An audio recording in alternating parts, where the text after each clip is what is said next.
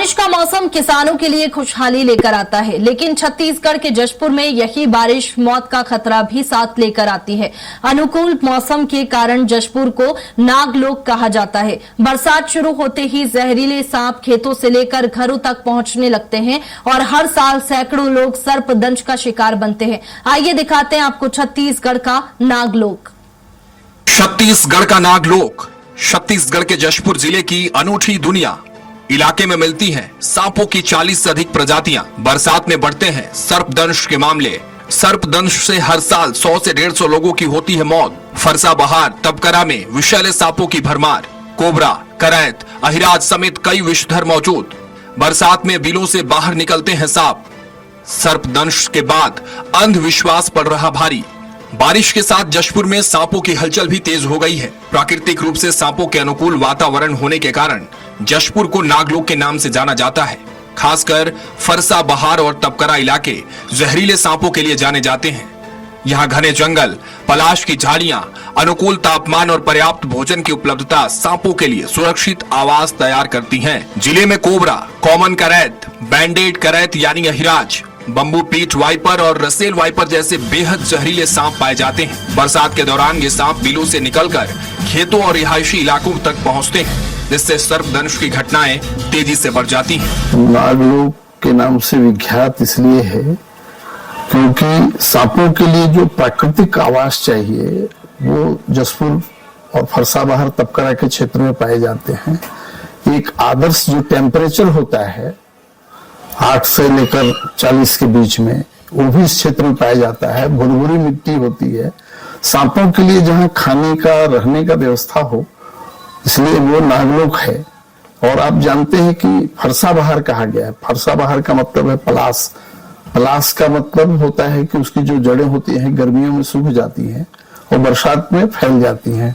तो सांपों को प्राकृतिक रूप से आवास मिल जाता है। कीड़े मकोड़े हैं और दुलहरी है, छिपकली है, इनको खा करके वो रहते हैं।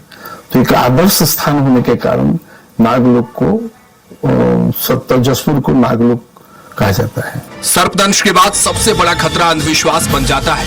राम प्रसाद नाग आज भी उस दर्द को नहीं भूल पाए हैं जब उनकी रिश्तेदार को रात में जमीन पर सोते समय सांप ने काट लिया था, लेकिन अस्पताल ले जाने की बजाय परिजन झाड़ फूक में उलझे रहे। वही रामेश्वर नाग की कहानी उम्मीद देती है। तो हम जमीन में सोए रहे तो रात में कितना टाइम अचानक सांप पर देश पर अंगीला, तो हम पता चले सुबह तो लड़की ले जाए हॉस्पिटल, तो लड़की घर तो मत है सही जगह।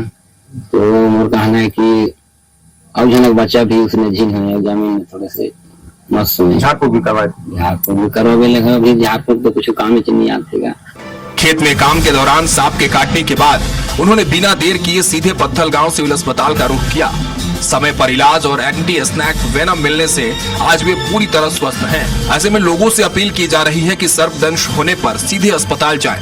अंधविश्वास में समय न गंवाएं। स्वास्थ्य विभाग के आंकड़े भी चिंता बढ़ाते हैं। पिछले साल जिले में सर्पदंश के 642 मामले सामने आए, जिनमें 12 लोगों की मौत हुई। वही इस साल अप्रैल से अब तक 119 लोग सर्पदंश का शिकार हो चुके हैं और 5 लोगों की जान भी जा चुकी है। हालांकि राहत की बात यह है कि जिले के सभी स्वास्थ्य केंद्रों में एंटी स्नैक वेनम की पर्याप्त उपलब्धता है और डॉक्टरों को तत्काल इलाज के निर्देश भी दिए गए हैं। हमारे जशपुर जिले में स्नेक बाइट के बहुत सारे केसेस प्रति वर्ष आते हैं। लास्ट ईयर 642 स्नेक बाइट वाले केसेस आए हैं और उसमें 12 लोग का डेथ हुआ था।